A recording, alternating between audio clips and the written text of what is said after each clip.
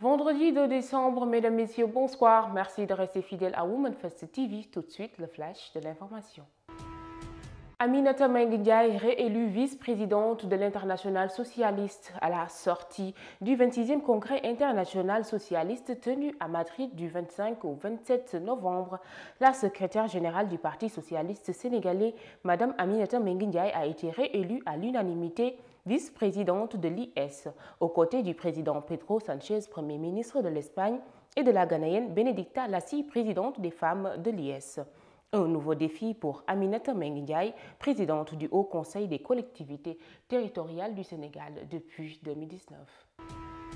Le journaliste Pape Alé Niang entame une grève de la faim. Aujourd'hui, comme annoncé hier, le journaliste Pape Alé Niang a entamé une grève de la faim. Ce vendredi, il a effectué une déclaration depuis sa cellule annonçant que cette décision est irrévocable. De même, il a signifié qu'il n'acceptera aucun soin médical des services pénitentiaires, même s'il en présente le besoin. Selon son avocat, maître Ciré Clédor Ly, l'administration pénitentiaire est informée de cette décision et détient toutes les coordonnées du médecin de son client.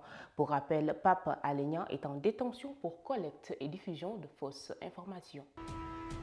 Dans l'actualité internationale, les négociations pour la paix en RDC ont démarré hier. Le président rwandais Paul Kagame, absent de la table depuis septembre, a rejoint de nouveau les négociations à Nairobi au Kenya. Accusé par les autorités congolaises de soutenir le mouvement rebelle M23, Paul Kagame a réfuté les accusations depuis le début. Selon lui, son homologue Félix Tshisekedi profite du conflit pour rallonger son mandat. Après un cessez-le-feu non respecté par le M23, la population s'attend à plus d'aboutissements pour cette négociation.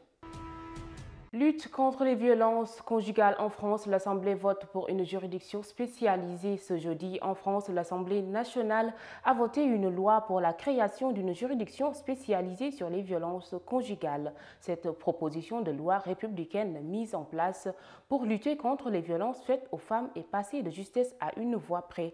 La juridiction spécialisée fera donc face à l'augmentation des féminicides estimés à 100 femmes entre janvier et novembre 2022 et tous les autres défis liés à la protection de la femme dans le pays. Dans l'actualité sportive, au football féminin, Safietou Sagna va signer le FC Metz. L'internationale sénégalaise pensionnaire du Bourges Foot 18 en Régional 1 depuis des années et capitaine de l'équipe nationale sénégalaise de football féminine va signer le FC Metz. Elle rejoindra ainsi ses compatriotes Bayang Sow, Awa Diakhaté et Mam Diop. Un nouveau challenge pour l'ancienne de Casa Sport dans ce nouveau club en tête du groupe A de son championnat. Qatar 2022, la Fédération sénégalaise de football sanctionnée par la FIFA, c'est officiel, la fédération paiera 6,6 millions de francs CFA pour n'avoir pas amené de joueurs à la conférence de presse du match qui opposait le Sénégal à l'Équateur.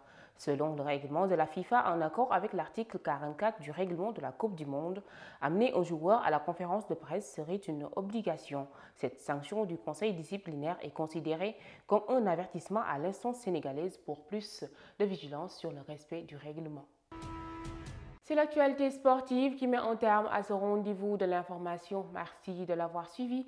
Nos programmes continuent sur womanfirsttv.com, disponibles sur application mobile. Quant à moi, je vous donne rendez-vous la semaine prochaine pour un autre flash. Bonne soirée et bon week-end.